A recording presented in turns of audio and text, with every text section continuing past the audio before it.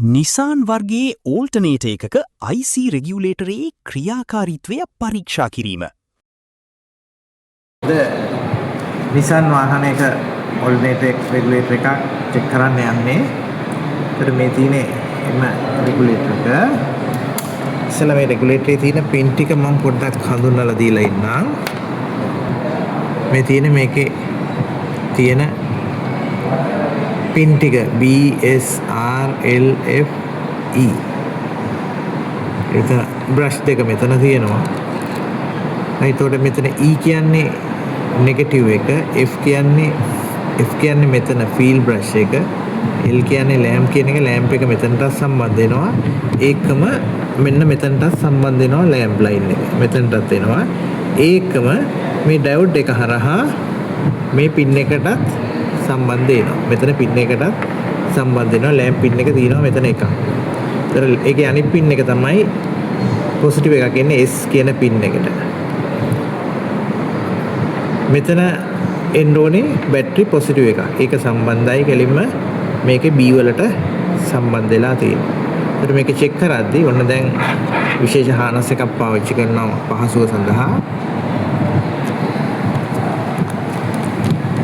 හානස් එක සම්බන්ධ කරගත්තා. ඒකේ තියෙන charging bulb එක විතරයි. ෆීල්ඩ් එක රොටර් කොයිල් එක වෙනුවට මම මේ බල්බ් එක පාවිච්චි කරලා තියෙනවා. රොටර් කොයිල් එක වෙනුවට ඒ කියන්නේ බ්‍රෂ් දෙකේ දෙකලවරට තමයි මම මේක සම්බන්ධ කරලා තියෙන්නේ.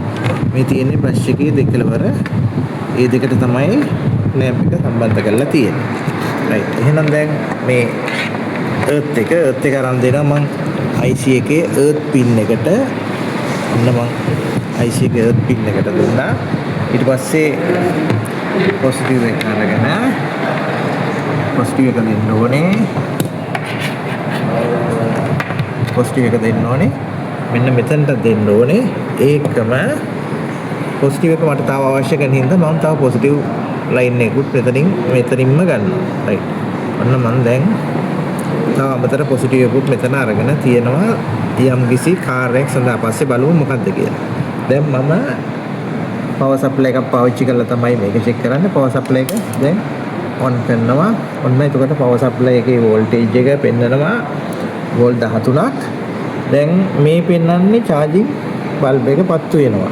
ඒත් charging bulb එක පත්තු වෙනවා කියන්නේ මේ වෙලාවේදී rotor එකට current එකක් යන්නත් ඕනේ. දැන් මෙයා පත්තු වෙන්නත් ඕනේ. ඒතකොට මෙයා පත්තු වෙන්නේ rotor එක හරහා ගිහිල්ලා IC එක හරහා earth වෙලා තමයි පත්තු වෙන්නේ. ඒක සනාථ කරන් තියෙන හොඳම වැඩි මම rotor එකේ bulb එක දැන් ගලවනවා. ගලවුවාම charging bulb එක ඔෆ් වුණානේ. ඒතර එතනින් පැහැදිලි වෙනවා ඒකට earth එක තියෙන්නේ rotor එක හරහා කියලා. rotor එකේ කම්බිය කැඩුනොත් මගේ මෙයා දැල් වෙන්නේ නැහැ.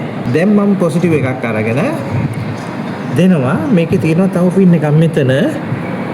ඒකට අපි කියනවා අර excited diode නැත්නම් diode trio එකක් පාවිච්චි කරලා තිනවා මෙන්න මේ charging bulb එක off කරන්න. මේ diode trio එකේ එන positive out එක ගෙනල්ලා දෙන්න ඕනේ මෙතනට. ඔන්න ඔතනට දෙන්න ඕනේ බලා ගන්න. අන්න දුන්නා. අන්න trio out එක ආපු ගමන් එතනට මොකද උනේ? මේ පැත්ත charging bulb එක off වුණා. charging bulb එක off වුණා. rotor current එක මොකද උනේ? rotor current එක වැඩි වුණා. ඔන්න full excite වෙලා තිනවා rotor එක.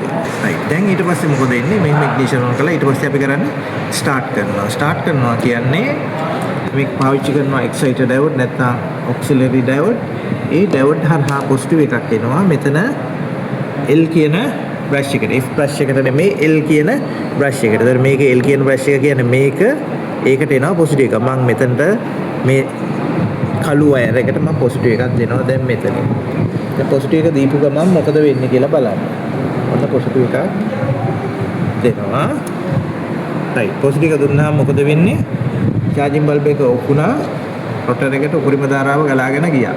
අපි කියනවා rotor එක උපරිම වශයෙන් චුම්බකත්වයට පත් වුණා කියලා. දැන් ඊට පස්සේ මොකද වෙන්නේ? මෙහෙම තියෙද්දි මම මේ power supply එකේ voltage එක ධන රහ ඍණ IC එකට ලබා දෙන voltage එක හිමිට වැඩි කරනවා. බලන්න වැඩි කරද්දි මොකද වෙන්නේ කියලා. 3යි 4යි 14යි 5 වෙනකොට මේක මොකද උනේ? cut off වුණා. ඒ කියන්නේ මේ IC එකේ ධන ඍණ අතරට ලැබෙන වෝල්ටේජ් එක ඒක ලබා දෙන්නේ කවුද? ඔල්ටර්නේටරි අවුට්පුට් වෝල්ටේජ් එක. ඒ අගය වෝල්ට් 14.5 වෙනකොට රොටර් එකට ලබා දෙන ධාරාව කට් ඔෆ් කරා කියලා මෙතනදී පැහැදිලිව පේනවා.